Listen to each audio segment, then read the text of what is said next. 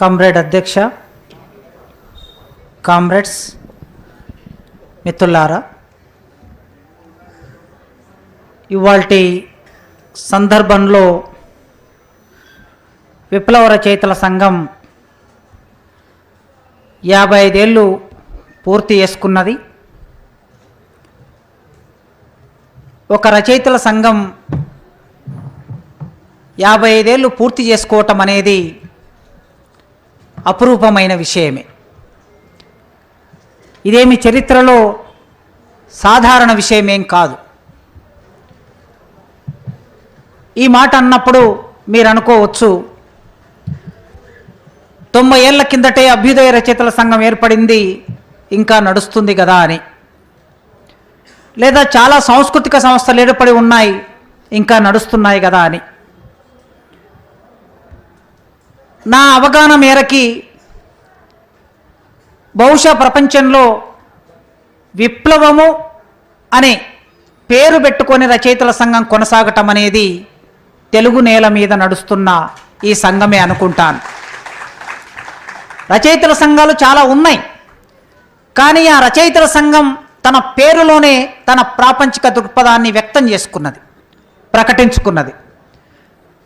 కేవలం ప్రకటనకు మాత్రమే పరిమితం కాకుండా ఈ 55 సంవత్సరాలు సాహిత్యం, సంస్కృతి, సిద్ధాంతం, రాజకీయాలు వీటన్నిటి కలబోతగా సాహిత్యాన్ని సృష్టిస్తున్నది.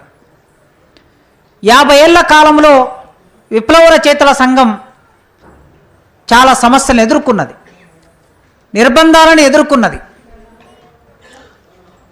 ఒక రకంగా ఇంకేమీ లేదు అనుకున్నప్పుడు కూడా ఈ సమాజానికి, పోరాడే ప్రజలకి, ప్రగతిదాయక ఆలోచన చేస్తున్న మధ్యతరగతి ప్రజలకి, రచయితలకి ఒక నమ్మకాన్ని కలిగించింది. ఇంకేమీ లేదనుకున్నప్పుడల్లా సమాజం ఉంది కదా, ప్రజలున్నారు కదా, రాపిడి పడుతున్న ప్రజా జీవితం ఉన్నది కదా, ఈ రాపిడి పడుతున్న ప్రజా జీవితం ఉన్నంతకాలం తప్పనిసరిగా ఏదో ఒకటి ఏదో రూపంలో వ్యక్తమవుతూనే ఉంటుంది. అది సమాజ ధర్మం, అది ప్రకృతి సూత్రం అని చెప్పింది విప్లవ రచయితల సంఘం. విప్లవ రచయితల సంఘం 55 సంవత్సరాల కాలంలో కవిత్వంలో కొత్త ప్రయోగాలు చేసింది, పాటలో కొత్త ప్రయోగాలు చేసింది, నాటక రచనలో కొత్త ప్రయోగాలు చేసింది, కథా రచనలో కొత్త ప్రయోగాలు చేసింది, నవలా రచనలో కొత్త ప్రయోగాలు చేసింది. సాహిత్య ప్రక్రియలు విప్లవ రచయితల సంఘం ప్రవేశించని లేదా చేపట్టని సాహిత్య ప్రక్రియ తెలుగు సాహిత్యంలో ఏది లేదు. ఈ అన్ని సాహిత్య ప్రక్రియలోకి ప్రవేశించి తనదైన ముద్ర, తనదైన ప్రాపంచిక దృక్పథాన్ని ఆ సాహిత్య ప్రక్రియలకి అలవాటు చేసి, ఇట్లా అలవాటు చేయటం అంటే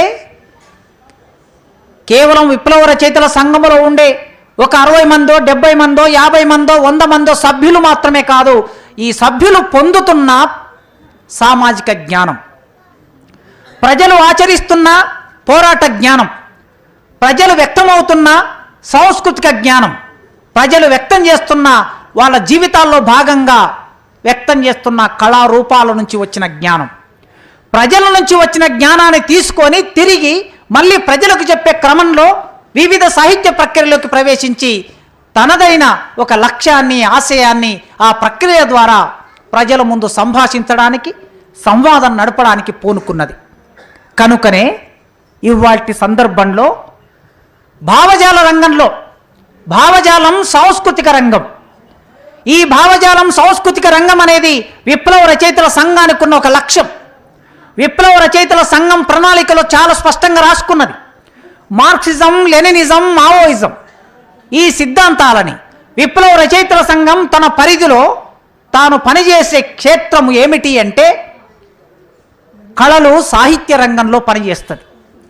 రాజకీయ సిద్ధాంతాన్ని, ఆర్థిక సిద్ధాంతాన్ని, సామాజిక సిద్ధాంతాన్ని కళలో సాహిత్యానికి అనువర్తింపజేసి కేవలం కళలో సాహిత్యం దగ్గరే ఆగిపోకుండా కళలో సాహిత్యం అనేవి కేవలం వాటి చుట్టూ మాత్రమే కాకుండా ఇవి నిర్మాణం కావడానికి, ఇవి విస్తృతం కావడానికి ఒక రాజకీయ సిద్ధాంతం ఉంటుంది, ఒక సామాజిక సిద్ధాంతం ఉంటుంది, ఒక ఆర్థిక సిద్ధాంతం ఉంటుందని ఈ రెండింటి మధ్య ఉన్న అగాధాన్ని పూడ్చి ఈ రెండింటిని ఒకటిగా మార్చే ఒక సంప్రదాయాన్ని, ఒక ఆలోచనని విప్లవ రచయితల సంఘం 55 ఏళ్లుగా కొనసాగిస్తున్నది.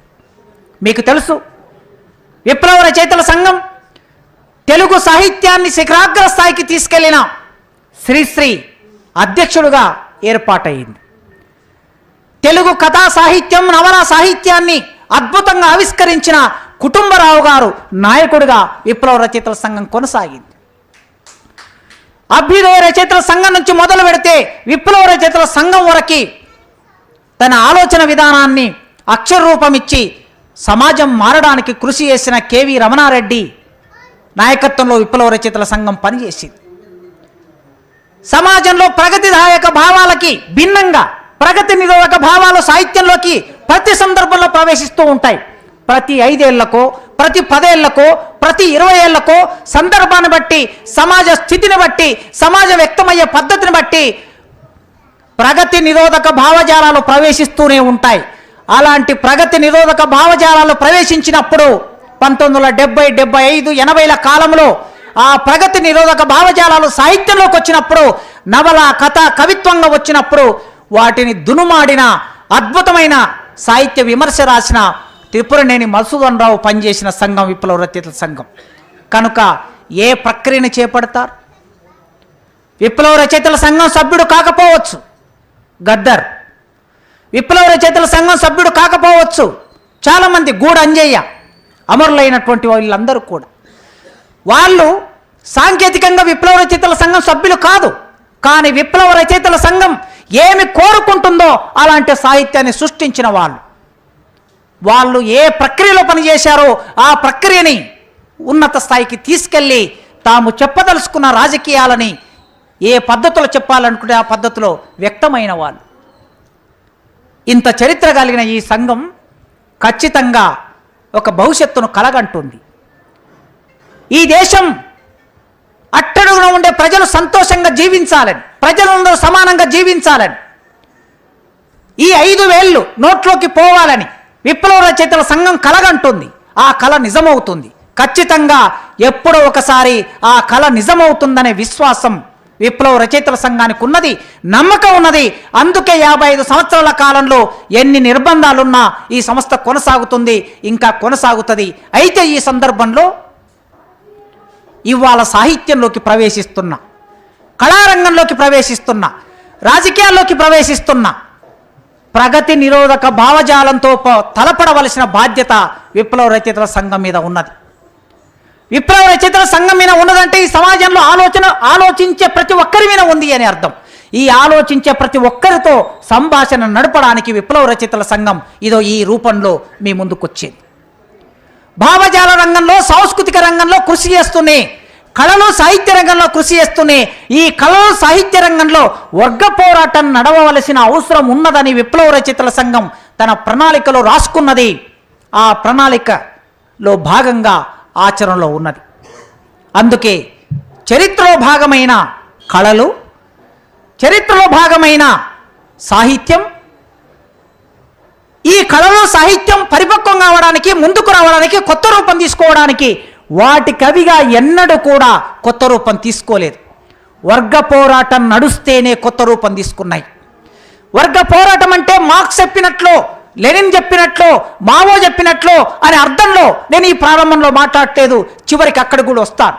నేను ప్రారంభంలో వర్గ పోరాటం అంటే ఏ అర్థంలో వాడుతున్నానంటే, సమాజంలో నా ముందు సభాధ్యక్షుడు ప్రస్తావించినట్టు ఒక్కొక్క సందర్భంలో, ఒక్కొక్క రూపంలో అసమ్మతి వ్యక్తం అవుతూ ఉంటుంది.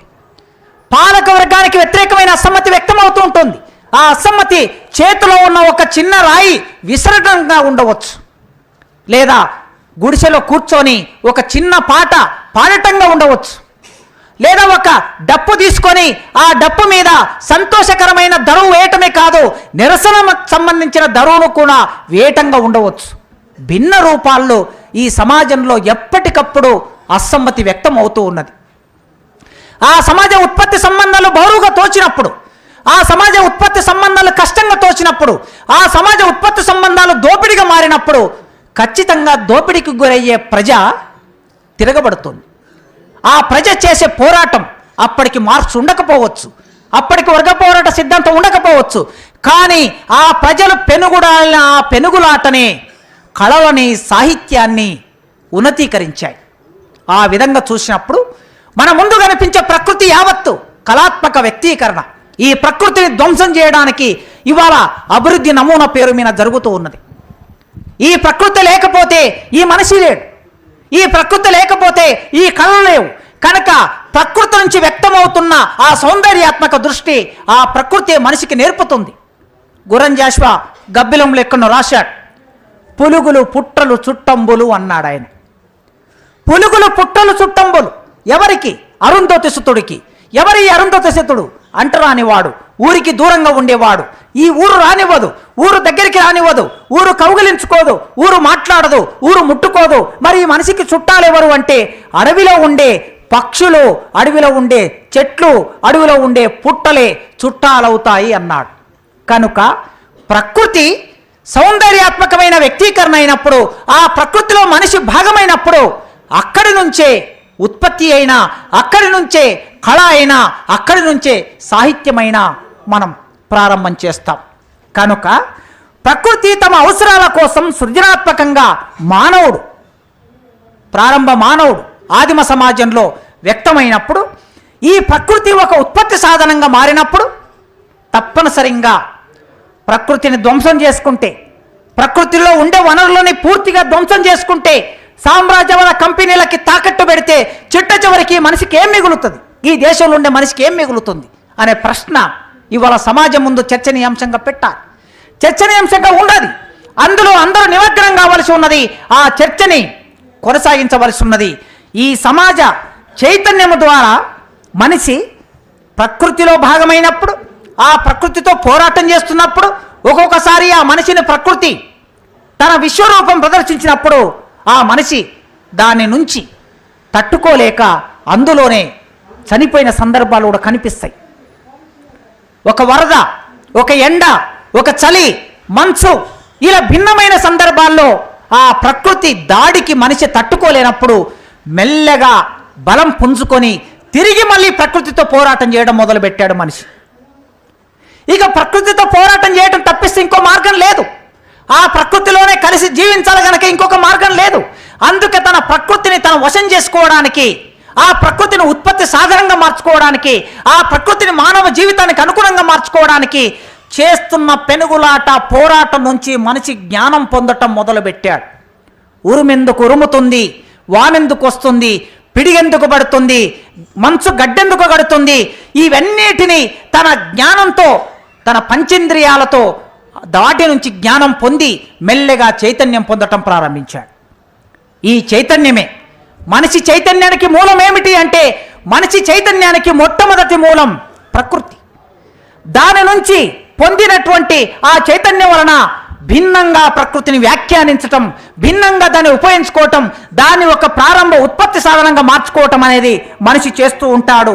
మానవ జీవిత పరిణామం, మనిషి చైతన్యం, ఈ రెండు ఒకదానితో ఒకటి ముడిపడి ఉంటాయి.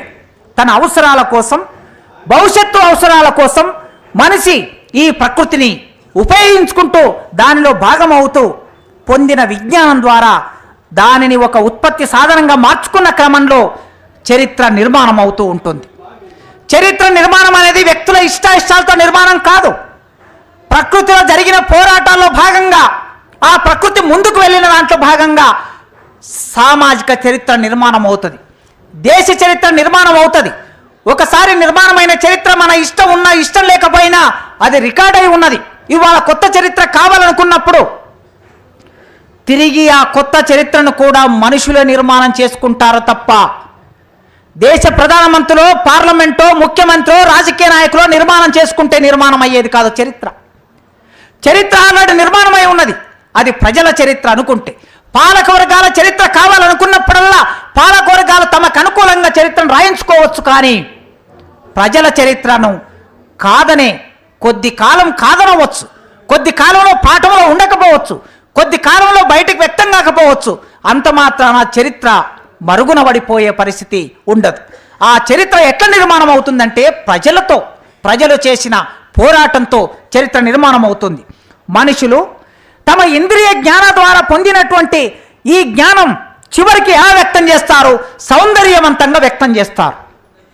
తాము పొందిన జ్ఞానాన్ని తిరిగి, విప్లవ రచయితలు ప్రజల నుంచి పొందిన జ్ఞానాన్ని తిరిగి మళ్ళీ ప్రజలకు ఎలా చెబుతారో, ఆనాటి కాలంలో మనిషి ప్రకృతి నుంచి పొందిన జ్ఞానాన్ని, ఇంద్రియాల ద్వారా పొందిన జ్ఞానాన్ని తిరిగి మళ్ళీ సౌందర్యాత్మకంగా వ్యక్తం చేయటం. సూర్యుడు, చంద్రుడు, మేఘాలు, పువ్వు, కాయ, పండు, వృక్షం, పచ్చదనం, ఇది మొత్తం మనిషి తాను పొందిన జ్ఞానం తిరిగి సౌందర్యాత్మకంగా వ్యక్తం చేయటం అనేది చూస్తాడు.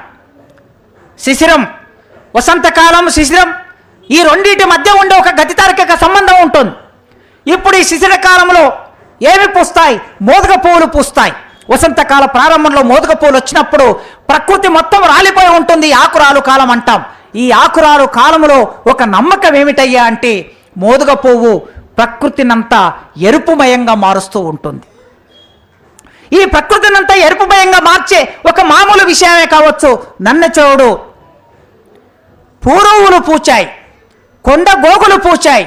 ఈ ప్రకృతిలో పూరువులు, కొండ గోగులు ఈ అన్ని పూచి, వీటన్నిటికన్నా ముందు ప్రకృతిలో పూసిన పుష్పం ఏమిటయ్యా అంటే ఆమనిన్.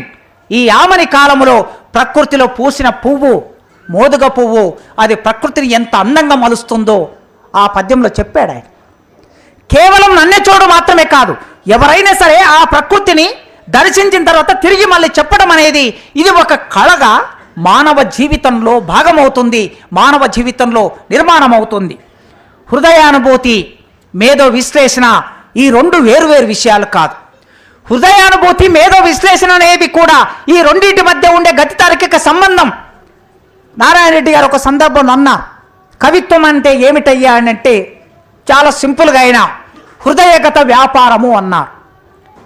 కవిత్వం అంటే ఏమిటంటే హృదయగత వ్యాపారము అన్నాడు. మరి మెదడుకి ఇక్కడ ఏమి సంబంధం లేదా అనే ప్రశ్న వస్తుంది సహజంగా. హృదయగత వ్యాపారం మాత్రమే కాదు, అది మెదడుతో సంలీనం చెందుతుంది. ఆ మెదడుతో సంలీనం చెందటం మూలంగా దానికొక సామాజిక ప్రయోజనం కూడా ఉంటుంది. అందుకే హృదయం, మెదడు ఈ రెండింటి కలయిక ప్రకృతి ద్వారానే మనిషి పొందుతాడు. ఈ పొందే క్రమంలో సౌందర్య సూత్రాలు కూడా జీవితంలో నుంచే వస్తాయి. కళా సాంస్కృతిక రూపాలు కూడా జీవితంలో నుంచే వస్తాయి. ఒక మనిషికి కలిగిన భావన ఒక కళారూపంగా వ్యక్తమవుతుంది. ఒక దూడను చూసినప్పుడు, లేగ దూడ తల్లి పాలను తాగి ఆ గరిక మైదానాల్లో సయ్యాటలాడుతున్న లేగ దూడను చూసినప్పుడు, దూడమ్మ నాయి దూడ, నా బొల్లి కోడె దూడ అని దూడ మీద పాడుకుంటారు. ఒక కోడి పుందును చూసినప్పుడు, ఒక కోడి పెట్టను చూసినప్పుడు, బాగానే ఉన్నదో ఈ కోడి పిల్ల, బాలే బిరువీన ఉన్నదో ఈ కోడి పిల్ల, తుంటకట్టె తీసుకొని పెట్ట దొరుముతుంటే భూమి భూలోకమంతా నాదేనంటదోయ్, బాగానే ఉన్నదో ఈ కోడి పిల్ల, బాలే బిరువీన ఉన్నదో ఈ కోడి పిల్ల. కోడి పిల్ల విన వాడుకుంటారు, అమ్మాయి విన వాడుకుంటారు. ప్రకృతి ఇచ్చిన ఇంద్రియ జ్ఞానం నుంచి పొందినటువంటి దాన్ని తిరిగి మళ్ళీ చెప్పడం అనేది అది సౌందర్యాత్మకంగా చెప్పటము, అదొక కళగా మారటము, అదొక సౌందర్యంగా మారటం అనేది మనిషి పొందాడు.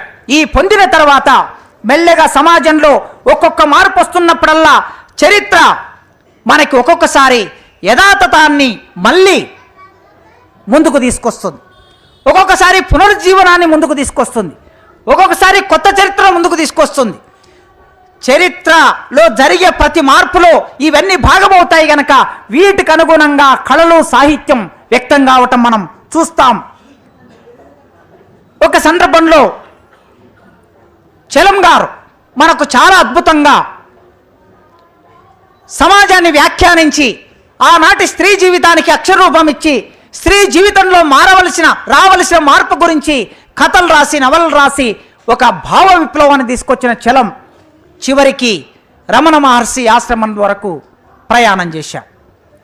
అంటే ఒక మనిషిలో రెండు రకాల భావాలు ఎలా ఉంటాయి అంటే, అభ్యుదయకరంగా ప్రారంభమైన వాళ్ళు విప్లవకరంగా ప్రారంభమైనప్పుడు, లేదా ప్రగతిదాయకంగా ప్రారంభమైనప్పుడు, లేదా ప్రజాస్వామికంగా ప్రారంభమైనప్పుడు, చివరికి పునరుద్ధవాదం అనేది ముందుకొచ్చినప్పుడు అది మనిషిని ఒక కొసకు తీసుకెళ్తుంది. ఇది మనం చలంలో చూస్తాం. అదేవిధంగా త్రిపురనేని గోపిచంద్ గారు ఒక హేతువాద రచయితగా ప్రారంభమయ్యాడు, భౌతికవాద రచయితగా ప్రారంభమయ్యాడు. అలా హేతువాద రచయితగా ప్రారంభమైనటువంటి వాడు అరవిందుని అతీత శక్తి దగ్గర చివరికి వెళ్ళి అక్కడ ఆగాడు. అదేవిధంగా విశ్వనాథ సత్యనారాయణ ప్రారంభ కవిత్వం చూస్తే నవ్య కవిత్వం, ఆనాడు వచ్చిన నవ్య కవిత్వానికి బాటలు వేస్తున్న దారిలో నడిచినట్లు విశ్వనాథ సత్యనారాయణ కనిపిస్తాడు. కానీ చివరికి విశ్వనాథ సత్యనారాయణ ఎక్కడికి వెళ్ళాడంటే తన భావజాలం పునరుద్ధరణ వాదంలోకి వెళ్ళాడు. అంటే తినే తిండి రోజు తినే తిండి తింటున్నట్లుగా, రోజు చేస్తున్న సంసారం చేస్తున్నట్లుగా రోజు నేను నా రాముడి గురించి రాస్తాను, మాట్లాడుతాను అన్న వరకు వెళ్ళాడు. రామాయణాలు చాలా వచ్చాయి కదా, ఎందుకయ్యా ఇప్పుడు ప్రత్యేకంగా మీ రామాయణం అని అంటే, మరి రోజు మనం తింటున్న తిండి ఎందుకు తింటున్నాం? ఆ విధంగా ఎన్ని రామాయణాలు వచ్చినా నా రాముని నేను కొత్తగా దర్శిస్తాను అని ఆయన వ్యక్తమయ్యాడు. నవ్యకవిగా ప్రారంభమైన వాడు అక్కడ వెళ్ళి చేరాడు. ఒక భావ విప్లవంతో ప్రారంభమైన చలం అక్కడ వెళ్ళి చేరాడు. హేతువాదిగా ప్రారంభమైన త్రిపురనేని అక్కడ వెళ్ళి చేరాడు. అందుకే ఒక్కొక్కసారి ఒక్కొక్క సందర్భంలో ఒక వ్యక్తి ఒకలాగా ప్రారంభమైనప్పుడు మరోలాగా తను పరిపూర్తి కావటం అనేది చరిత్రలో చూస్తూ ఉంటాం. అది ఆ సమాజంలో ఆ సందర్భంలో వచ్చినటువంటి భావజాలంగా, ఆలోచనగా మనం అర్థం చేసుకోవాలి. ఆదిమ సమాజంలో ఆర్యులు భారతదేశంలోకి వచ్చిన తొలి రోజుల్లో కళలు, సాహిత్యం ఎట్లా వ్యక్తమయ్యాయని మనం చూస్తే ఒక రకంగా వారు వైదిక సాహిత్యం అంటాం. మొట్టమొదటి వైదిక సాహిత్యంలో ఋగ్వేదాన్ని మనం ప్రామాణికంగా చెప్తున్నాం. ఈ ఋగ్వేదంలో వాళ్ళు ఎట్లా వ్యక్తమయ్యారో చూస్తే, వరుణ నీ అనుగ్రహం కోసం నీ హృదయాన్ని మంత్రాలతో బంధిస్తాము అని ప్రారంభమయ్యారు. వర్షం కావాలి, మనిషి జీవించాలంటే వర్షం కావాలి, నీళ్లు కావాలి. నీళ్లు కావాలనుకున్నప్పుడు ఆ వర్షపు దేవుణ్ణి ఈ మానవుడు అంటే ఈ కాలపు మానవుడు ఎలాంటి కళాత్మకంగా వ్యక్తమవుతున్నా చూడండి. వరుణ నీ అనుగ్రహం కోసం నీ హృదయాన్ని మంత్రాలతో బంధిస్తాము. రథానికి సారథి అశ్వాన్ని బంధించినట్లుగా, రథానికి సారథి అశ్వాన్ని బంధించినట్టుగా ఇప్పుడు నిన్ను నేను చూశాను. అందరూ చూడదగ్గని రథాన్ని ఆకాశంపై చూశాను. నా గీతాలను నీవు స్వీకరించావు. న్యాయ స్వరూపుడమైన వరుణుడు ప్రజల మధ్య కూర్చుంటాడు. ఆ సర్వజ్ఞుడు అందరినీ పాలించుటకై అలా కూర్చుంటాడు. వరుణ నన్ను ఊర్ధ్వ మధ్య అదో బంధనాల నుండి విముక్తిని కావించు, నేను వర్ధిల్లుతాను అని ఆ మొదటి మానవుడు ఇలా వ్యక్తమయ్యాడు. ఆ ఋగ్వేదంలో ఇలా వ్యక్తమయ్యాడు. ఇవాళ మనం వర్షం గురించి ఇలా రాస్తామా? రాస్తాం కావచ్చు. మనమంటే విప్లవ రచయితలు రాస్తామని కాదు. ఇవాళ వర్షం గురించి ఇలా రాస్తానే వర్షం వస్తుంది అని చెప్పే ఒక పునరుద్ధరణవాదం మొదలవుతూ ఉన్నది. ఇప్పుడు ఎందుకు కళలో, సాహిత్యంలో వర్గ పోరాటం గురించి మనం మాట్లాడుకుంటున్నాం, భావజాలం, సాంస్కృతిక రంగంలో వర్గ పోరాటం గురించి మాట్లాడుకుంటున్నాం అంటే, ఒకప్పుడు ప్రతి సందర్భంలో 5 ఏళ్లకో 10 ఏళ్లకో 20 ఏళ్లకో 30 ఏళ్లకో పునరుద్ధరణవాదం మొదలైనట్లు వస్తూ ఉన్నట్లుగా, సమాజం ముందుకు వెళ్లకుండా అనేక పరిమితులు విధించి అడ్డుకుంటున్నట్లుగా ఇప్పుడు మళ్ళీ తిరిగి ఆ పాతకాలపు ఆలోచనలు పునరుద్ధరిస్తున్నారు గనక ఋగ్వేదంలో చెప్పిన ఈ మాట, ఈ మంత్రం చెబితేనే వర్షం వస్తుంది అని రేపు ఒక సినిమా రావచ్చు, రేపు ఒక సీరియల్ రావచ్చు, లేదా ఈ దేశ నాయకుడే రేపు మాట్లాడవచ్చు. ఎవరేం మాట్లాడతారో ఏ మేరకు మనం అందరం చూసాం. నిన్ననో మొన్ననో ఒక పేపర్లో ఒక సైంటిస్ట్ చెప్తూ ఉన్నాడు, విమానానికి సంబంధించినటువంటి జ్ఞానం, పరిజ్ఞానం రామాయణంలో ఎట్లా ఉన్నదో మనం పరిశోధన చేయవలసిన అవసరం ఉన్నదని చెప్తూ ఉన్నాడు. ఇండియన్ సైన్స్ కాంగ్రెస్లో ఈ దేశ నాయకుడు వచ్చి ఈ దేశంలో 1000 సంవత్సరాల కిందటే టెస్ట్ ట్యూబ్ బేబీ ఉందని చెప్తూ ఉన్నారు, 1000 సంవత్సరాల కిందటే ప్లాస్టిక్ సర్జరీ ఉందని చెప్తూ ఉన్నారు. మరి test tube baby, plastic surgery 1000 సంవత్సరాలుగా ఎక్కడున్నది అనేది పరిశోధించి ఇండియన్ సైన్స్ కాంగ్రెస్లో ఉన్న ప్రొఫెసర్లు, మేధావులు, సైంటిస్టులు బయటకు తీయాలని మాట్లాడుతూ ఉన్నారు. ఇలా మాట్లాడుతున్నప్పుడు రేపు వర్షం రాకపోతే ప్రతి ఊరిలో ఇదో ఈ ఋగ్వేదంలో ఉన్న ఈ మంత్రాన్ని చదవండి అని మాట వచ్చే అవకాశం కూడా, ఆ ప్రమాదాన్ని కూడా మనం కాదనలేం. వర్షం కురవకుండా ఎవరో ఒకరు అడ్డుపడతారు. ఈ దేశంలో వర్షం కురవకుండా ఎవరో ఒకరు అడ్డుపడతారు. ఈ దేశం అభివృద్ధి కాకుండా ఎవరో ఒకరు అడ్డుపడతారు. ఎవరు అడ్డుపడతారే అంటే విప్లవ రచయితల సంఘం వాళ్ళు సుందర యజ్ఞాన కేంద్రంలో సభలు పెట్టుకున్నారు. ఈ దేశంలో వర్షం రాకపోవడానికి ప్రధాన కారణం విప్లవ రచయితల సంఘం వాళ్ళే అని చెప్పే ప్రమాదం కూడా భవిష్యత్తులో ఉండొచ్చు. చూడండి, ఇక్కడ ఉంది చూడండి. వర్షము కురవకుండా ఎవరు అడ్డుపడుతున్నాడని ఆ ఋగ్వేద కాలంలోనే ఒక కథ బయలుదేరింది. ఎవరు అడ్డుపడుతున్నారు? అతడే వృత్తాసురుడు అడ్డుపడుతున్నాడు. ఈ వృత్తాసురుడు అనేవాడు రాక్షసుడు అడ్డుపడుతున్నాడు. అప్పుడు పిడుగును ఆయుధంగా ధరించినటువంటి ఇంద్రుడు అతన్ని సంహరిస్తే అప్పుడు వర్షం వస్తుంది. సంహరించాడు, వర్షం వచ్చింది. ఆనాడు అది అడ్డంకిగా ఉన్నది. రాక్షసులు అందరూ ఎవరు అనే చరిత్ర ఇప్పుడు మనందరికీ తెలుసు. ఈ రాక్షసులు గులాంగిరి పుస్తకంలో మహాత్మా జ్యోతిరావు పూలే అయినా, అంబేద్కర్ అయినా వివిధ సందర్భాల్లో రాసింది. రాక్షసులుగా ముద్ర వేయబడినటువంటి వాళ్ళందరూ ఈ దేశంలో మూలవాసులు. ఇంకొక 20 ఏళ్లకో 30 ఏళ్లకో 50 ఏళ్లకో ఈ దేశంలో పోరాడుతున్న ఆదివాసులు, మూలవాసులు ఏ విధంగా చిత్రించబడతారో మాకు తెలియదు. కళా సాహిత్య రంగంలో ఎట్లా వ్యక్తమవుతారో మనకు తెలియదు. ఎందుకంటే పాలక వర్గాల చేతిలో కళలు, సాహిత్యం ఉన్నప్పుడు, ఆ పాలక వర్గాల చేతిలో ఉన్న కళారంగం ఎక్కువ ప్రభావితంగా ఉన్నప్పుడు, ప్రభావం వేసే అవకాశం ఉన్నప్పుడు ఏ విధంగా చిత్రిస్తే ఆ విధంగానే బయటికి ఆ చిత్రీకరణ వస్తుంది. గనక ఇంద్రుడు అతని చంపేసిన తర్వాత సరే నేల కూలాడు, వర్షం వచ్చింది. వర్షం వచ్చిన తర్వాత ప్రకృతి పచ్చగయింది. ఈ పచ్చగైనటువంటి ప్రకృతిని మేమందరం ఆస్వాదిస్తున్నాము అని ఆ సాహిత్యంలో రాసుకున్నారు. ఇక ఉషస్సును గురించి, ఆకాశపు అంచుల వలె ఆమె ప్రకాశిస్తున్నది. అడవి చీకటి ముసుగును తొలగించింది. తెల్ల గుర్రాల రథంపై ప్రపంచాన్ని నిద్ర మేల్కొల్పుతూ ఉషస్సు అరుదించింది. ఎన్ని ఉషస్సులు వచ్చాయి, భవిష్యత్తులో ఎన్ని రానున్నాయి. ఉషస్సు ఇలాగే వస్తుంది, ఎల్లప్పుడూ వస్తుంది. వరుణమిత్ర, అదితి, సింధు, భూస్వర్గ దేవతలను కొల్చేవారికి ఉషస్సు ఐశ్వర్యాన్ని తెస్తుంది. సూర్యుడు గురించి, వర్షం గురించి, ప్రకృతి గురించి ఋగ్వేద కాలంలో మనిషి ఎలా ఆలోచించాడు, ఏం మాట్లాడాడు, ఎలాంటి సాహిత్యం రాశారో మనం దీన్ని బట్టి ఆలోచిస్తాం.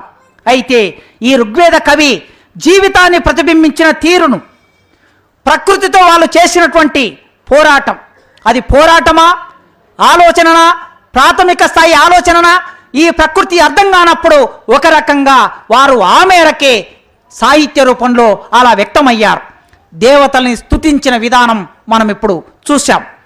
అయితే భారతీయ కళా సాహిత్య రూపాయలైనటువంటి ఈ ఋగ్వేద కవిత్వం ఆనాటి సమాజాన్ని ఆవిష్కరించింది. ఏనాటి కవిత్వమైనా, ఏనాటి కళారూపమైనా ఆ సమాజాన్ని ఆవిష్కరించకుండా ఉండలేదు. ఏదో రూపంలో ఆవిష్కరిస్తుంది. అయితే ప్రగతిదాయకంగా ఆవిష్కరిస్తుంది, లేకపోతే ప్రగతి నిరోధకంగా ఆవిష్కరిస్తుంది. కానీ సమాజాన్ని మాత్రం ఆవిష్కరిస్తుంది. సో ఆనాటి ప్రజల ఆలోచన విధానాన్ని ఇట్లా ఆవిష్కరించి ప్రాచీన గణతంత్ర జీవితం ఏ విధంగా ఉండేదో ఆ సాహిత్యం అద్దం పట్టింది. దానితో పాటు దేవతలకి, రాక్షసులకి మధ్యన జరిగిన ఓ ఘర్షణ, ఓ పోరాటం అక్కడ వ్యక్తమవుతుంది. కొంతకాలం గడిచాక మనిషికి ప్రకృతి మీద నమ్మకం ఏర్పడిన తర్వాత, ఈ ప్రకృతిని వశం చేసుకోగలము అనే విశ్వాసం వచ్చాక మెల్లగా కొన్ని వర్గాలు అధికారంలోకి వచ్చాయి, విశ్రాంతి వర్గాలుగా మారాయి. అధికారంలోకి వచ్చిన వర్గాలు, విశ్రాంతి వర్గాలు కలిసి కళలు, సాహిత్యాన్ని నిదానంగా సృష్టించడం మొదలుపెట్టాయి. ఈ కాలంలో బ్రాహ్మణ క్షత్రియ పాలక వర్గం మనకు కనిపిస్తుంది చరిత్రలో. బ్రాహ్మణులు పాలక వర్గం, క్షత్రియులు పాలక వర్గం. వీళ్ళిద్దరు పాలక వర్గంగా ఉన్నప్పుడు మనకి అనేక సాహిత్యం చూస్తాం. పురాణ సాహిత్యం, విశ్వామిత్రుడు, వశిష్ఠుడు వీళ్ళ మధ్య జరిగిన ఘర్షణ. విశ్వామిత్రుడు క్షత్రియుడు, వశిష్ఠుడు బ్రాహ్మణుడు. విశ్వామిత్రుడు వశిష్ఠుడికి మధ్య జరిగిన ఈ ఘర్షణ, దీన్ని బట్టి మనకేమర్థమవుతున్నది? పాలక వర్గంగా బ్రాహ్మణులు, క్షత్రియులు ఈ కాలములో ఉన్నారనే విషయం అర్థమవుతుంది. కార్తవీర పరశురాముల గాథ, ఈ కార్తవీరులు పరశురాముడికి మధ్యన జరిగినటువంటి ఆ ఘర్షణ చూసినప్పుడు క్షత్రియులు, బ్రాహ్మణులు పాలక వర్గాలుగా ఉన్న విషయము చూడవచ్చు. కొంతకాలం తర్వాత పూర్తిగా దేశ రక్షణ బాధ్యతని క్షత్రియులు చేపట్టి బ్రాహ్మణులకి సాహిత్యాన్ని, కళారంగాన్ని వదిలేశారు. ఆ విధంగా వదిలేశాక రామాయణ కాలం నుంచి క్షత్రియులు బలపడి, అందుకే మనం రాముడి గురించి ఏ విధంగా రాశారో రామాయణంలో చూస్తాం. అంటే రాముడు దేనికి నమూనా? భారతదేశంలో క్షత్రియ రాజ్యం బలపడిన దానికి రాముడు ఉదాహరణ.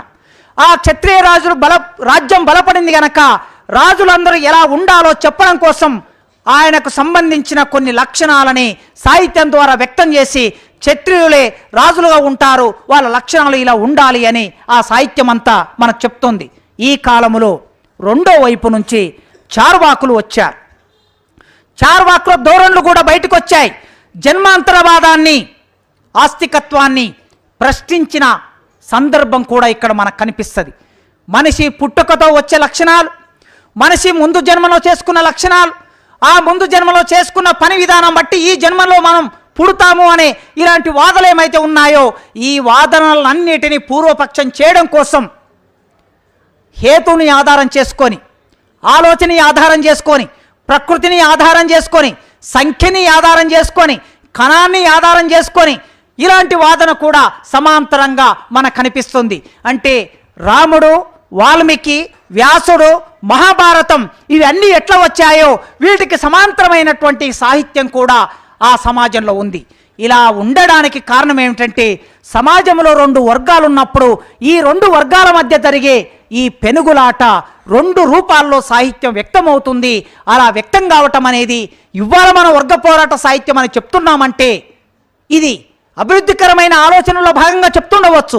కానీ వర్గ పోరాట భావానికి సంబంధించి ప్రారంభం నుంచి ఈ సమాజంలో ఈ వాదన ఉన్నది.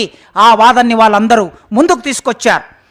ఊరికొక రాజు అనే జనపదం వచ్చి ఈ ఊరికొక రాజుతో పాటు అన్ని ఊర్లను కలిపిన ఒక ప్రధాన రాజు కూడా ముందుకొస్తాడు. అది సామ్రాజ్యం అయితే ఆ సామ్రాజ్యానికి ఒక రాజు ఉంటాడు. సాహిత్యం అంతా కూడా ప్రాథమిక దశలో ప్రజల నుండే ఉద్భవిస్తుంది. వర్గ సమాజ పరిణామ క్రమంలో సాహిత్యం కూడా వర్గగతమైపోతుంది. ఏ వర్గ సాహిత్యం ఆ వర్గ సాహిత్యంగా మారిపోయింది. ఏ కళ, ఎవరి కళ ఇది అంటే ఇది శ్రమజీవుల కళనా, ఇది విశ్రాంతి వర్గాల కళన?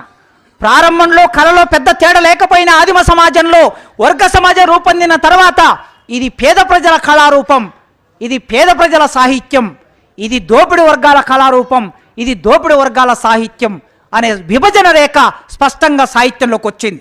సమాజంలో రూపొందిన ఈ వర్గ వైవిధ్యం సాహిత్య రంగాల్లోకి ప్రసరించి పాలక వర్గ రూపమైనటువంటి లాక్షణిక సాహిత్యం కూడా ఆ కాలంలో మనం చూస్తాం. ఛందోబద్ధమైన సాహిత్యం సభాధ్యక్షుడు ప్రస్తావించాడు. మార్గ దేశీ కవిత్వం అనేది మన తెలుగు సాహిత్యంలో ఉన్నది. నిజానికి దేశీ కవిత్వం కూడా ప్రజల కవిత్వం అంటే కాదు. దేశీ కవిత్వం కూడా పండితుల కవిత్వమే. కానీ దేశీ కవిత్వం అనేది మౌఖిక రూపంలో ప్రజల నుంచి వ్యక్తమైంది. మౌఖిక రూపంలో వ్యక్తమైన ప్రజల కవిత్వాన్ని దేశీ రూపంలో పండితులు చేపట్టి మార్గ కవిత్వానికి వ్యతిరేకంగా రాశాడు. మార్గ కవిత్వం అంటే సంస్కృతం. మహాభారతం వచ్చినటువంటిది సంస్కృతం. ఆ మహాభారతం వచ్చిన సంస్కృతంలో మహాభారతం వస్తే తెలుగులోకి నన్నయ్య దాన్ని తీసుకొచ్చినప్పుడు చాలా స్పష్టంగా చెప్పాడు ఆయన. ఎందుకు నేను మహాభారతాన్ని రాస్తున్నాను? రాజరాజ నరేంద్రుడి కోసం రాస్తున్నాను. రాజరాజ నరేంద్రుడి కోసం ఎందుకు రాయాలి? చాతుర్వర్ణ వ్యవస్థ బలహీనపడిపోతున్న సందర్భంలో, వైదిక మతం బలహీనపడిపోతున్న సందర్భంలో చాతుర్వర్ణ వ్యవస్థని, వైదిక మతాన్ని పునరుద్ధరించడం కోసం నేను మహాభారతాన్ని తెలుగులోకి అనువదించమని ఆయన అడిగాడు. అందుకే నేను తెలుగులో అనువదిస్తున్నాను అని చెప్పాడు. అది అనువాదమైన తర్వాత అతి కొద్ది రోజులకే ఇటువైపు నుంచి తెలంగాణ నేల నుంచి, కర్ణాటక నేల నుంచి దేశీ కవిత్వం వచ్చింది. పాలకురికి సోమనాథుడు బసవపురాణం రాసి దేశీ కవిత్వాన్ని ముందుకు తీసుకొచ్చాడు. ఉయ్యాల పాటలు, జనపద పాటలు, నాట్ల పాటలు, దంచే పాటలు, వీటిని ఆధారం చేసుకొని స్త్రీలు వాడుకునే పాటలు, ఇవి మౌఖిక సాహిత్యంలో ఉన్న పాటలు, ఇది ప్రజా సాహిత్యం. ఈ ప్రజా సాహిత్యాన్ని ఆధారం చేసుకొని పాల్కురికి సోమనాథుడు ఒక ఛందస్సును రూపొందించాడు. అది ద్విపద ఛందస్సు. ఆ ద్విపద ఛందస్సులో శైవ మతానికి సంబంధించిన భావజాలాన్ని ఆయన ప్రచారం చేశాడు. కనుక ఒకవైపు సమాంతరంగా భారతం వచ్చినప్పుడు ఆ భారతం వచ్చిన కొద్ది రోజులకే దేశీ కవిత్వం కూడా వచ్చింది. ఈ రెండు ఏకకాలంలో నడవటం మనం చరిత్రలో చూస్తాం. వర్గ పోరాటం అంటే కేవలం ఇట్లా మనం ఆలోచించుకుంటూ వస్తే దేశీ సాహిత్యం, మార్గ కవిత్వం వచ్చే నాటి వరకు ఈ సమాజంలో ఎట్లా మార్పులు వచ్చాయో పరిశీలించాం. ఈ పరిశీలన ఆధారం చేసుకొని చూస్తే సాహిత్యంలో వర్గ పోరాటం అనే మాట నేను వాడాను అనుకోండి. కళా సాహిత్య రంగంలో వర్గ పోరాటం అనేది నేను మాట్లాడుతున్న విషయం. అప్పుడు ఏం ప్రశ్న వస్తుంది? సహజంగా ఆర్థిక పోరాటం కాదా, రాజకీయ పోరాటం కాదా, సిద్ధాంత పోరాటం కాదా అనే ప్రశ్న ఉద్భవిస్తుంది.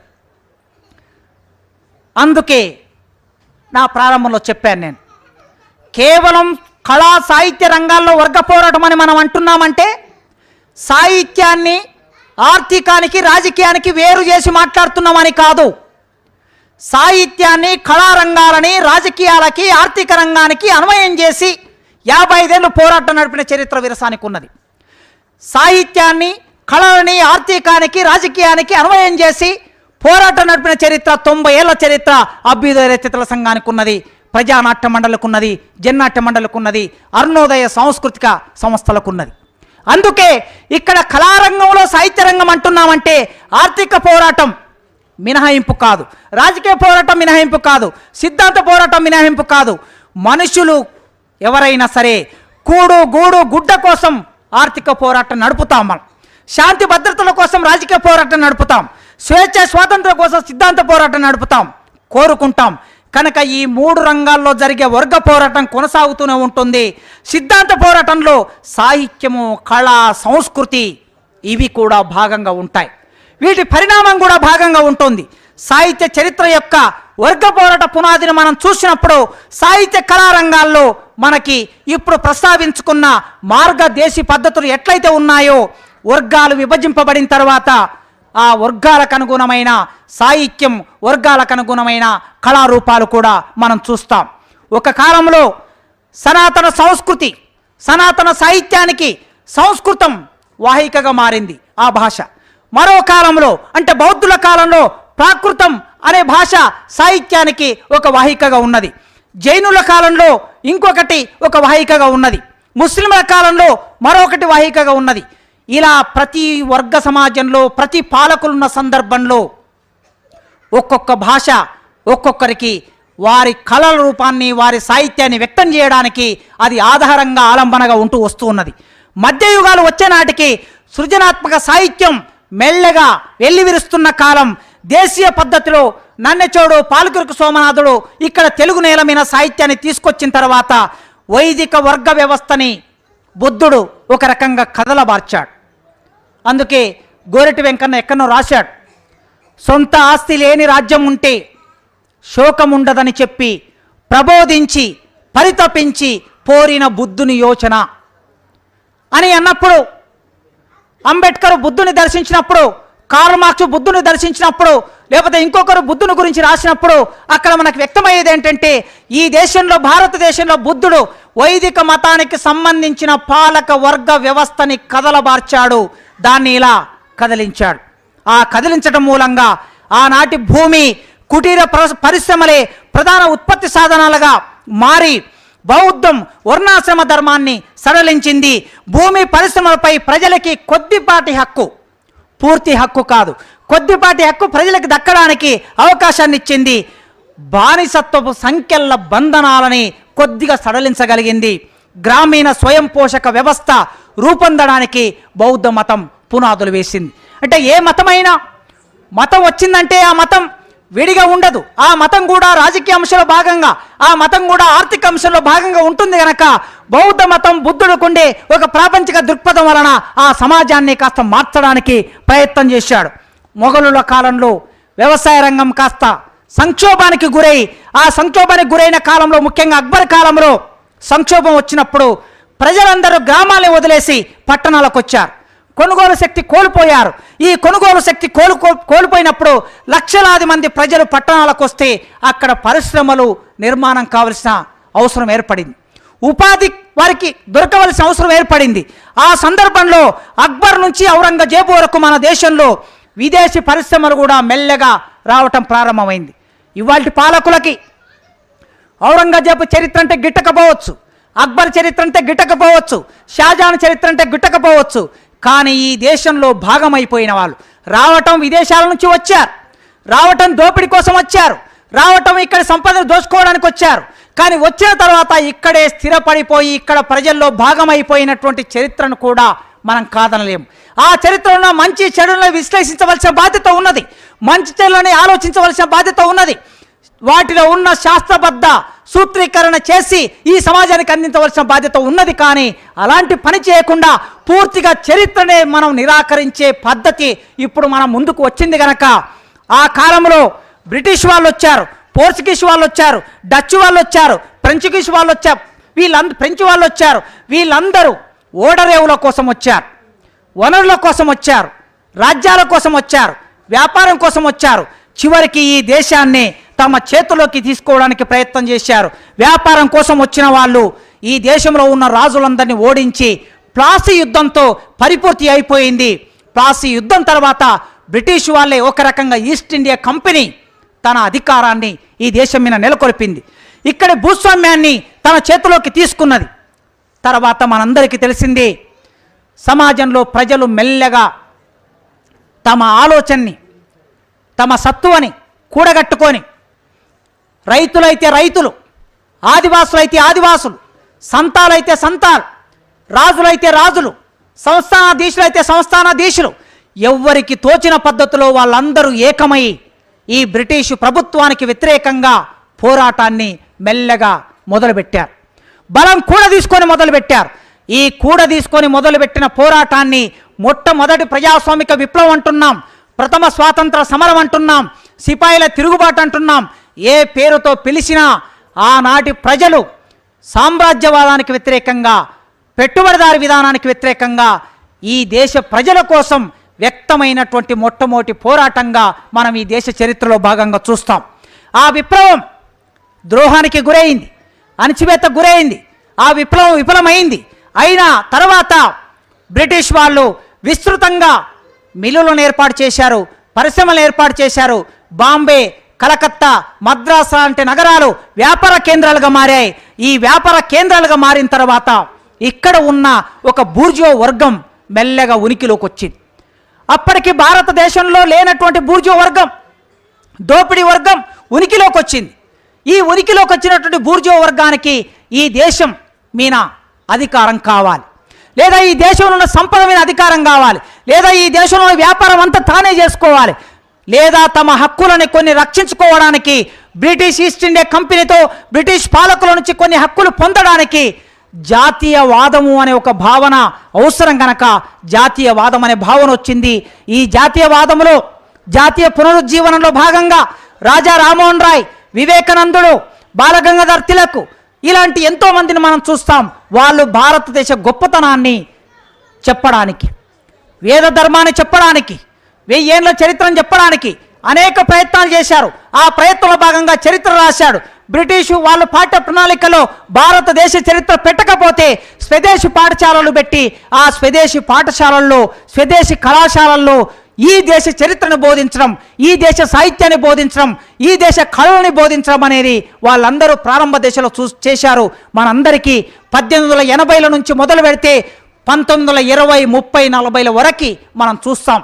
తెలుగు నేల మీద కూడా గుంటూరు, అటు నెల్లూరు, ఉభయ గోదావరి, రాజమండ్రి ప్రాంతంలో ఆనాడు ప్రారంభమైన పాఠశాలలు, కళాశాలలు ఇవాళ ఎంత పెద్ద పెద్ద కళాశాలలు ఉన్నాయో మన దృష్టికోణంలో ఉన్న విషయమే.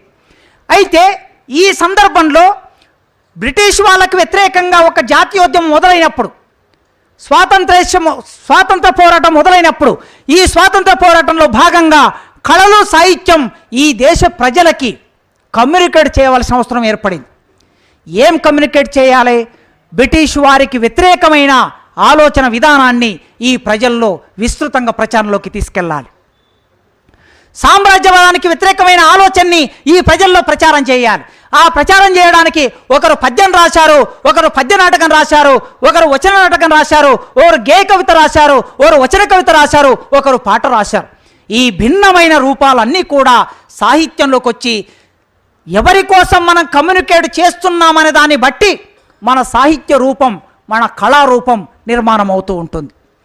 ఏ కళారూపం అయినా సరే ఆ కళారూపానికి అంతిమ ప్రయోజనం ఏమిటి అంటే సమాజమే అంతిమ ప్రయోజనం, సమాజం మార్పే అంతిమ ప్రయోజనం అని ఆలోచించినప్పుడు ఆనాడు దేశ ప్రజల్ని స్వాతంత్ర ఉద్యమంలో భాగం చేయాలనుకుంటే ఆ భాగం చేయడానికి కావలసిన కళారూపాలని, సాహిత్య రూపాలని మన కవులు, కళాకారులు రూపొందించుకున్నారు.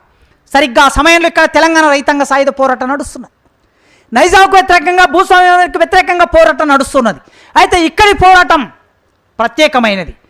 అక్కడ జాతీయోద్యమ పోరాటం ఇంకో రూపంలో ఉన్నది. తెలంగాణ రైతాంగ సాయుధ పోరాటం కళారూపాలు, నాజర్ బుర్రకథ కుటుంబరావు గారు ఎక్కడ రాశారు, నేను చదివాను. సంస్కృతి వ్యాసంలో అనుకుంటా. ఆయన బాంబేలో ఉన్నప్పుడు మొట్టమొదటి అభ్యుదయ రచయితల సంఘం ఏర్పడినప్పుడు అభ్యుదయ రచయితల సంఘంలో చేరమని కుటుంబరావు గారిని అడిగారట.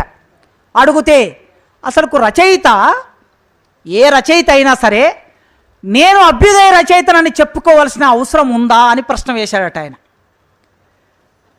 అందుకే రచయితల సంఘంలో అభ్యుదయ రచయితల సంఘం అని ఉండటం ఆయనకు సరిగ్గా అనిపించలే, కనుక ఆయన అభ్యుదయ రచయితల సంఘంలో చేరలేదు. కానీ కొద్ది కాలానికి ఆయన బాంబేలో ఉన్న రోజుల్లో కొద్ది కాలానికి అభ్యుదయ రచయితల సంఘం ప్రాక్టీస్ ఏదైతే ఉన్నదో ప్రజా అనుకూలమైన ప్రాక్టీస్, ఆ ప్రజా అనుకూలమైన ప్రాక్టీస్ను చూశాక అప్పుడు కుటుంబరావు గారే స్వయంగా అభ్యుదయ రచయితల సంఘంలో నాకు సభ్యత్వం కావాలని అడిగాడట. తర్వాత రెండో ఆలోచన కూడా ఆయనే రాశాడు. ఈ నాజర్ బుర్రకథను తీసుకొచ్చాడు. ఒగ్గు కథ, బుర్రకథ ఇట్లాంటి కళారూపాలన్నీ కూడా వేరే సమాజం అంటే భావవాదాన్ని ప్రచారం చేయడానికి ఉన్నటువంటి కళారూపాలు కదా. ఈ కళారూపాలని మళ్ళీ మనం విప్లవకరమైనటువంటి కళారూపాలుగా మార్చొచ్చా అనే సందేహం ఉంటే అప్పుడు నాజర్ బుర్రకథ వచ్చిన తర్వాత రూపం పాత రూపమే, ఆ రూపంలో భూస్వామ్యం ఉండవచ్చు, ఆ రూపంలో ప్రాచీన సమాజానికి సంబంధించిన అవశేషాలు ఉండవచ్చు, కానీ ఆ రూపంలో ఇప్పుడు మనం ఏ సారం చెప్పుతున్నాం అనేది ప్రధాన అంశం అని ఆయనకు అర్థమైనప్పుడు నాజర్ తెలుగు నేల మీద ఒక అద్భుతమైన అందరికీ హీరో వర్షిప్గా అందరికీ ఒక గొప్ప నాయకుడిగా కళాకారుడిగా ఆయన వ్యక్తమవుతున్న రోజుల్లో తన ముందు ఉన్న అభిప్రాయాలని కుటుంబరావు గారు మార్చుకున్నారు.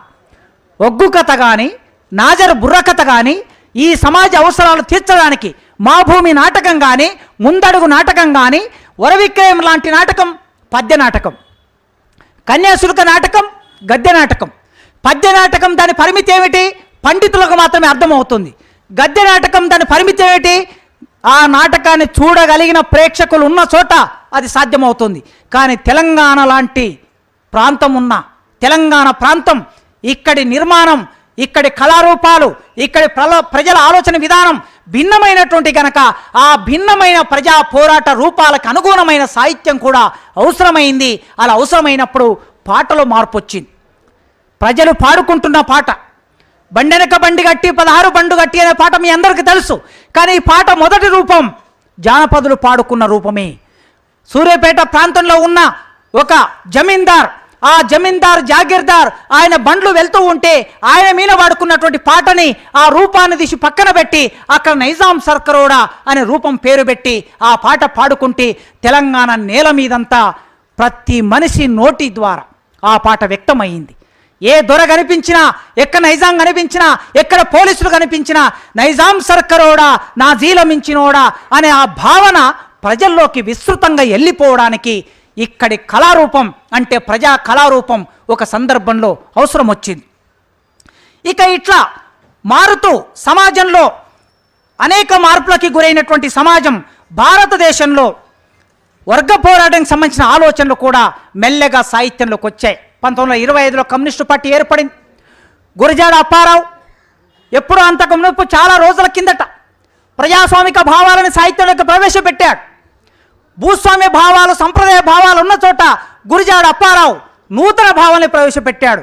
ఆయనకు మార్క్సిజం తెలియదు, ఆయనకు మావో తెలియడు, ఆయనకు లెనిన్ తెలియడు, కానీ భార్యతో స్నేహితుల్లాగా ఉండటం మాత్రం తెలుసు.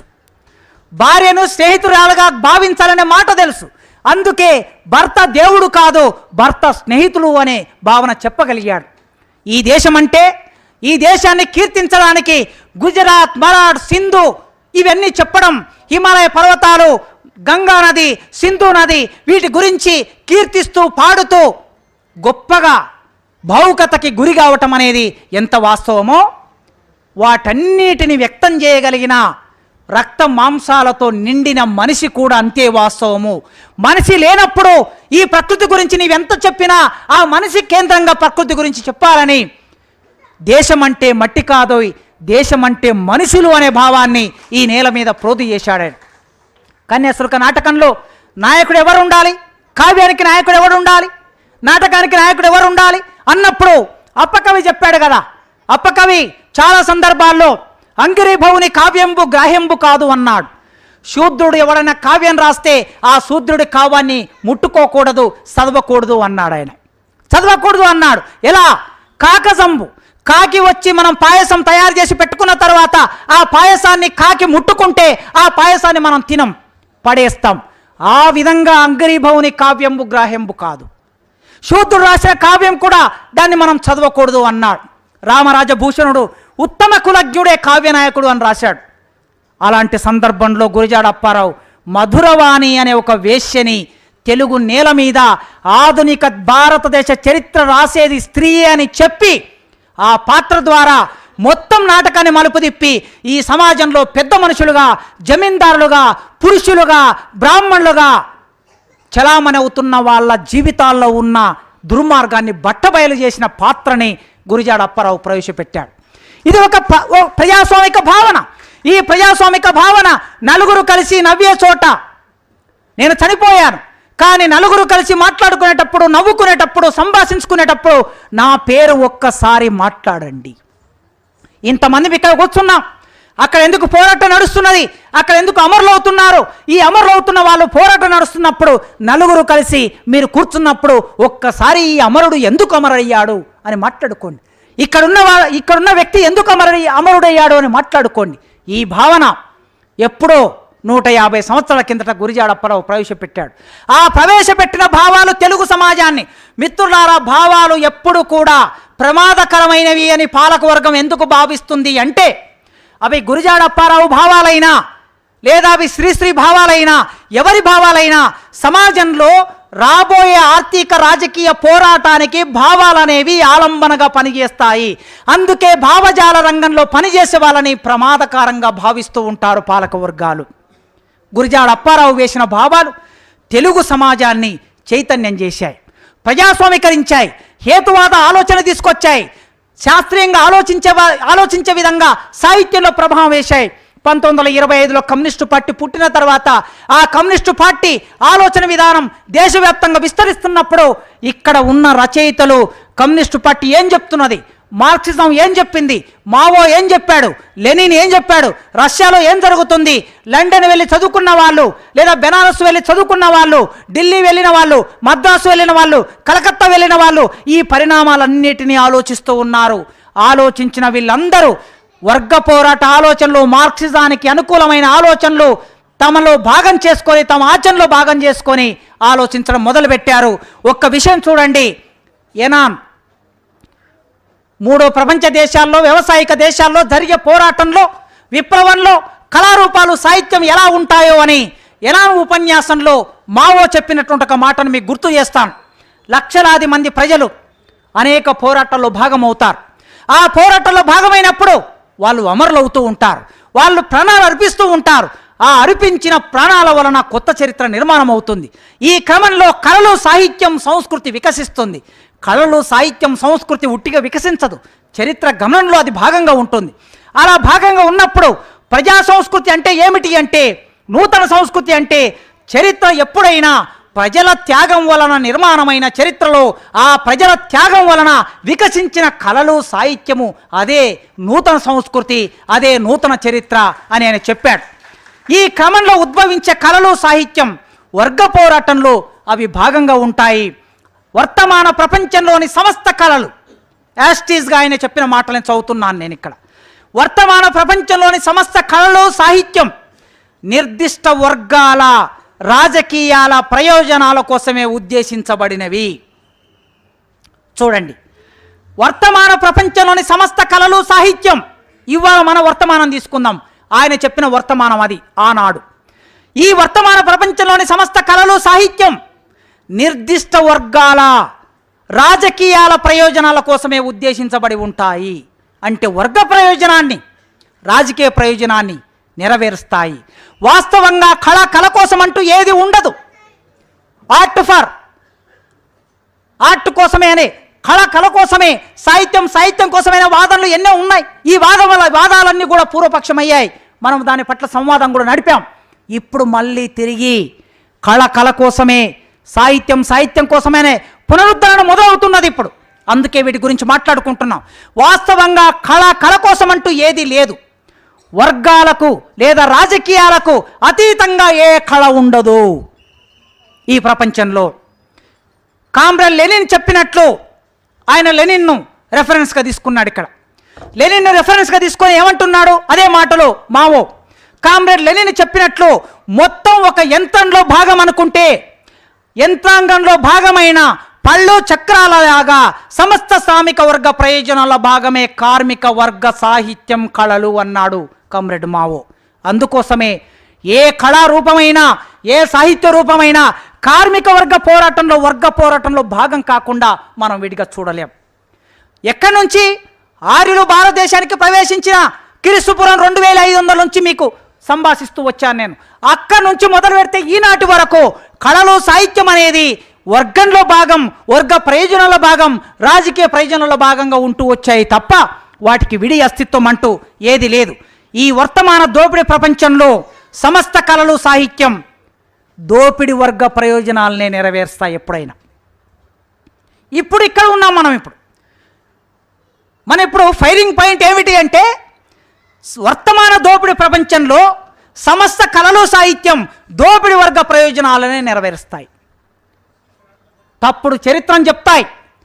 పాలక వర్గాలకు అనుకూలమైన ఆలోచనలు మన మెదళ్లలో ప్రోధి చేస్తూ ఉంటాయి. పాలకుడు రాముడు అంటే రాముడికి అనుకూలమైన సినిమాలు వస్తాయి. పాలకుడు కృష్ణుడు అనుకుంటే కృష్ణుడికి అనుకూలమైన సినిమాలు వస్తాయి. పాలకుడు ఇది తాజ్మహల్ కాదు, ఇది శివాలయం అనుకుంటే శివాలయం అనే సినిమా వస్తుంది. పాలకుడు ఇది బాబ్రీ మసీదు కాదు, ఇది రామాయణం అనుకుంటే రామాయణం అనుకునే సినిమాలు వస్తాయి. పాలకుడు ఏమనుకుంటే ఆ సినిమాలు, ఏమనుకుంటే ఆ సీరియల్, ఏమనుకుంటే అలాంటి సాహిత్యం, ఏమనుకుంటే ప్రెస్ అండ్ మీడియా అలాంటి ప్రచారం చేస్తూ ఉంటుంది. అందుకే వర్తమాన దోపిడీ ప్రపంచంలోని సమస్త కళలు, సాహిత్యం దోపిడీ వర్గ ప్రయోజనాలను నెరవేరుస్తాయి. ఏ సమాజంలోనైనా సరే భౌతిక ఉత్పత్తులను రక్షించడానికే లేదా పెంపొందించడానికే భౌతిక ఉత్పత్తులైన కళలు, సాహిత్యం అంకితమవుతాయి.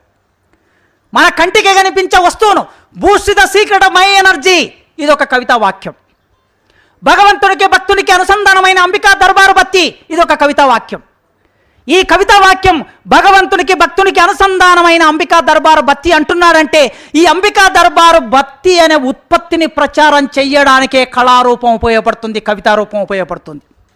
Boost the secret of my energy అన్నాడంటే, ఈ Boost the secret of my energy ఆ బూస్టును తయారు చేసే పెట్టుబడిదారుడి ప్రయోజనం నెరవేర్చడం కోసమే ఆ కవితా వాక్యం వ్యక్తమవుతున్నది. తైదంబలి నా ఎనర్జీలో భాగమని చెప్పగలడా? చెప్పలేం. ఇప్పుడు రాగి సంకటి 5 స్టార్ హోటల్లో, 5 నక్షత్రాల హోటల్లో రాగి సంకటిని ప్రత్యేకంగా పెడుతున్నారు. రాగి సంకటి మేము తిన్న రోజు, మా వర్గాలు తిన్న రోజు రాగి సంకటి తిన్న వాళ్ళని హేళన చేశారు, తక్కువ చూశారు. ఇవాళ అదే రాగి సంకటి అంటే ఇది వ్యాపారమైనప్పుడు, ఏ వస్తువు అయినా సరే వ్యాపారమైనప్పుడు ఆ వ్యాపారపరమైనటువంటి ప్రాధాన్యత దానికి పెరుగుతూ ఉంది. కళలు, సాహిత్యం ప్రజలని గాఢంగా ప్రభావితం చేసే మాట కూడా వాస్తవమే. ఎందుకు విప్లవ రచయితల సంఘం అంటే ఇంత కోపం ఎవరికైనా? ఓ 30-40 మంది సభ్యులుండే ఈ సంఘం ఎన్నడూ కూడా, మా సీనియర్స్ వ్యవస్థాపక సభ్యులు ఉన్నారు ఇక్కడ కింద, చెంచయ్య గారు, సిఎస్ఆర్ ప్రసాద్ గారు, కృష్ణాబాయి గారు ఉన్నారో లేదో తెలియదు. వ్యవస్థాపక సభ్యుల నుంచి ఇప్పటి వరకు మా సభ్యత్వం ఎన్నడూ 100 మంది దాటలేదని మా వాళ్ళు చెప్తూ ఉంటారు, మా పెద్దవాళ్ళు. 100 మంది దాటని ఈ సంస్థను చూసి ఇంత పెద్ద ప్రభుత్వం, ఇన్ని కోట్ల సైన్యం ఉండి, ఇంత పెట్టుబడులుండి, ఇంత సంపద ఉంది, ఇంత పెద్ద పార్లమెంటు, ఇన్ని రాష్ట్రాల అసెంబ్లీలు, ఇంత పెద్ద దేశానికి ప్రధానమంత్రి, ముఖ్యమంత్రులు ఉన్న వాళ్ళు మమ్మల్ని చూసి ఎందుకు భయపడుతున్నారండి? ఎందుకు భయపడుతున్నారంటే కళలు, సాహిత్యం ప్రజలని గాఢంగా ప్రభావితం చేస్తాయి గనక, ఆ చేసే లక్ష్యం ఇందులో ఉంది గనక. చెరబండరాజును ఎందుకు చంపేశారు? వ్యాధి బాధితుడైనటువంటి చెరబండరాజును ఎందుకు చంపేశారు? గద్దర్ మీద ఎందుకు కాల్పులు జరిగాయి? బెల్లి లలితను ఎందుకు చంపేశారు? శబ్దారశ్మిని ఎందుకు చంపేశారు? మొత్తం చరిత్ర మొత్తం అశాంతం చూస్తే మనకిది కనిపిస్తుంది. ఇప్పుడు కళాకారులను ఎందుకు టార్గెట్ చేశారు? ఆ కళలకి, సాహిత్యానికి ప్రజలని వేగంగా ప్రభావితం చేసి, స్పందింపజేసి పోరాటాల వైపు నిలబెట్టే శక్తి వాటికుంది. ఆ రంగంలో పనిచేసే వాళ్ళకు కూడా ఆ శక్తి ఉందని వాళ్ళు భయపడుతున్నారు. దోపిడి వర్గ కళలు, సాహిత్యం ప్రజలకి శాస్త్రీయ ఆలోచనను అందకుండా చేస్తుంది, మతమౌఢ్యాన్ని నూరిపోస్తుంది, అంధవిశ్వాసాల్లోకి నెట్టివేస్తుంది. దోపిడి వర్గ కళలు, సాహిత్యంలో కూరుకుపోయిన ప్రజల్ని రక్షించడానికి విప్లవ కళలు సాహిత్యం పనిచేస్తాయి. 1954లో కుటుంబరావు గారు సంస్కృతి వ్యాసాల్లో రాసింది ఒక ప్రస్తావన చేస్తాను. మద్రాసుకు చైనా నుంచి కళాకారులు వచ్చారట. కళాకారులు చైనా నుంచి. ఆ కళాకారులు వచ్చినప్పుడు విలేకరులతో సంభాషణ జరుగుతూ ఉన్నదట. ఇలా సంభాషణ జరుగుతున్నప్పుడు ఒక విలేకరులు వేసి, ఈయన చైనా నుంచి వచ్చిన కళాకారుల నాయకుడు ప్రజా కళలు వర్ధిల్లాలి అన్నాడట. ప్రజా కళలు అంటే ఆ విలేకరు ప్రజా కళలు అంటే ఏమిటి అని ప్రశ్న వేశాడట. వేస్తే ఆ చైనా కళాకారుడు సమాధానం చూడండి ఎంత బాగా చెప్పాడు. ప్రజా కళలు అంటే, ప్రజలంటే నా ఉద్దేశంలో చైనాలో ఉండే 60 కోట్ల మంది అంటే ఆనాడు. ప్రజలంటే నా ఉద్దేశంలో చైనాలో ఉండే 60 కోట్ల మంది. వాళ్లకు తిండి, గుడ్డ, ఇల్లు, పని కావలసినట్టే కళలు కూడా కావాలి. వారి అవసరాలకి సృష్టి అయ్యే కళలను నేను ప్రజా కళలు అంటాను అని ఆ కళాకారుడు చెప్పాడట. ఈ కూడు, గుడ్డ, గూడు, ఈ 3 అవసరాలు తీరాలి. ప్రతి ఒక్కరికి తీరాలంటే ఏం జరగాలి? పోరాటం జరగాలి. ఆ పోరాటానికి కావలసిన కళారూపాలు ఏమిటి? ప్రజా కళారూపాలు. అలాంటి ప్రజా కళారూపాల గురించి ఆయన చెప్పాడు. సరైన కళలు ప్రజల్లో ప్రచారం అయినప్పుడే కళతో పరిచయం ఉన్నవాడికి లేనివాడికి ప్రవర్తనలో తేడా ఉంటుంది. నేను అడుగుతున్న దయచేసి ఈ కేంద్ర రాష్ట్ర ప్రభుత్వాలు, మీరు నిజమైన కళారూపాలని ఈ దేశానికి పరిచయం చేయండి, ప్రజలకు పరిచయం చేయండి, విద్యార్థులకు పరిచయం చేయండి. అప్పుడు ఏం జరుగుతుందంటే ప్రజల మధ్యన ఉన్మాదం ఉండదు, ప్రజల మధ్యన అసమానతలు ఉండవు, ప్రజల మధ్యన ఒకరంటే ఒకరి ద్వేష భావన ఉండదు. నిజమైన కళారూపం, నిజమైన సాహిత్యం చదివిన వాళ్ళ ఆలోచన హృదయం పరిపక్వంగా ఉంటుంది. ఆ పరిపక్వంగా ఉండడమే కాదు, సంస్కారవంతంగా ఉంటుంది.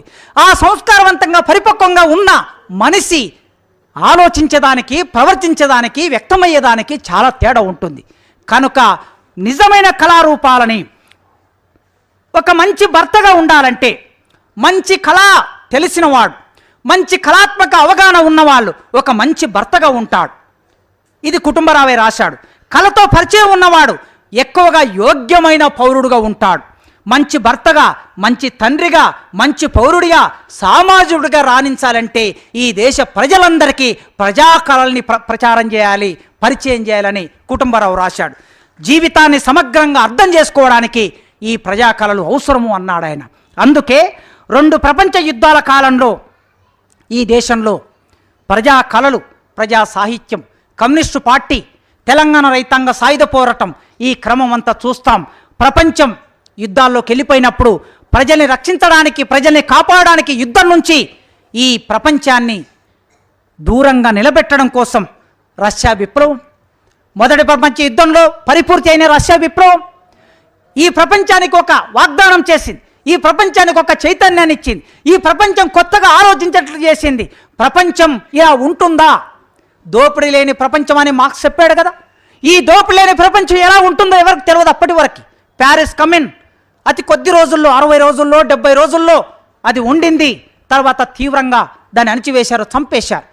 కానీ రష్యాలో విప్లవం సక్సెస్ అయిన తర్వాత సామ్యవాదం అంటే ఇలా ఉంటుందా, సమానత్వం అంటే ఇలా ఉంటుందా, మనుషులందరూ కలిసి ఉండే వికసించే సమాజం ఇలా ఉంటుందా అనే ఆలోచన వాళ్ళలో కలిగినప్పుడు, ఆ ఆలోచన ప్రపంచమంతా అర్థమైనప్పుడు, ఆ ఆలోచన వైపు ప్రపంచమంతా ప్రయాణం చేసే ఒక క్రమం సాహిత్యంలో, కళారంగంలో ప్రారంభమైంది.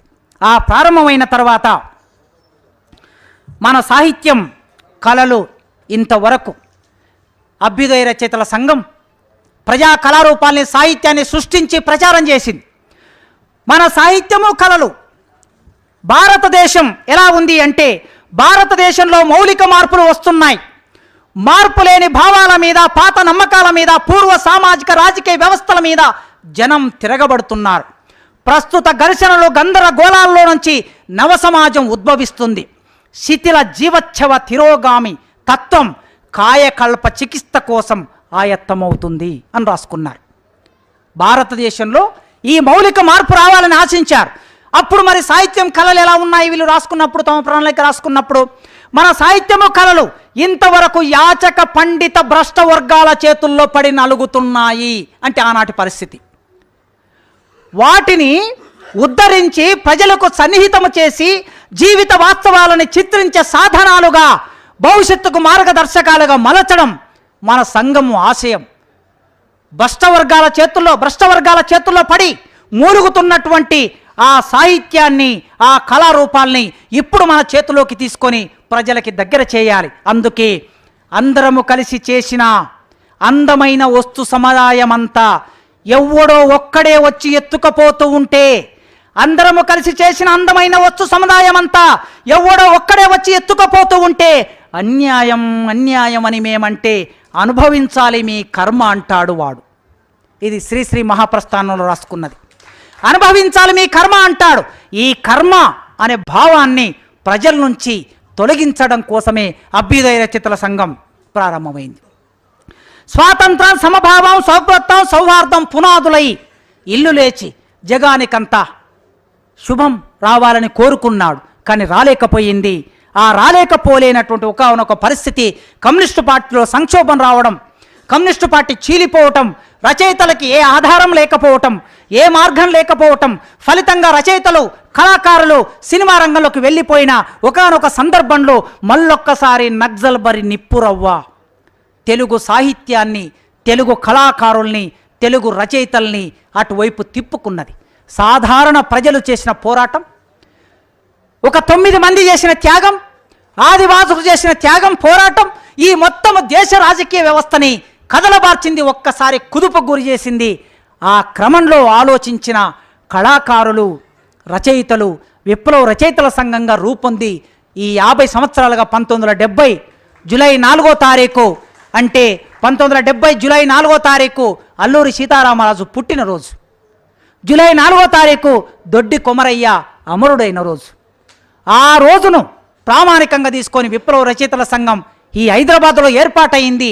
ఈ 50 ఏళ్ల కాలంలో విప్లవ రచయితల సంఘం నాటకంలోకి ప్రవేశించింది, కొత్త నాటకాలను తీసుకొచ్చింది, కథలోకి ప్రవేశించింది, కథ టెక్నిక్ని మార్చేసింది. కథ అంటే ఇలా రాయాలి.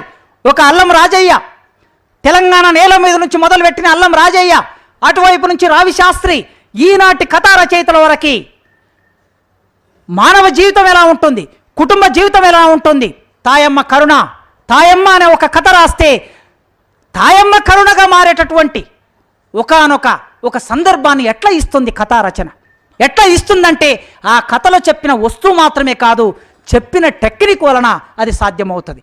కనుక కథ అయినా, నాటకమైన, నవల అయినా, పాట అయినా, నిజానికి విప్లవ రచయితల సంఘం పాటలో చేసినన్ని ప్రయోగాలు, విప్లవ రచయితల సంఘం అంటే మా వ్యవస్థాపక సభ్యుడు చెరబండరాజు పాట గద్దరికైనా, గూడంజయ్యకైనా, గోరటి వెంకన్నకైనా, ఇప్పుడు పాటలు రాస్తున్న ఎవరికైనా సరే పాట ఇలా రాయాలి అని మా విప్లవ రచయితల సంఘానికి ఒక సైద్ధాంతిక ఆలోచన ఇచ్చిన శివసాగర్, మా విప్లవ రచయితల సంఘంలో భాగమైన చెరబండరాజు పాట ఎలా ఉండాలో, నర్రెంగ చెట్టు కింద నరుడో భాస్కరుడా, కన్నెర్ర చేస్తివయ్యో నరుడో భాస్కరుడా, కన్నెర్ర చేసి నీవు నరుడో భాస్కరుడా, కథనాన దూక్తివయ్యో నరుడో భాస్కరుడా, గొడ్డన్లు చేతబట్టి నరుడో భాస్కరుడా అని నరుడో భాస్కరుడు చాగంటి భాస్కర్రావు నర్రెంగ చెట్టును సాహిత్యంలోకి పట్టుకొచ్చిన చరిత్ర విప్లవ రచయితల సంఘానికి ఉన్నది.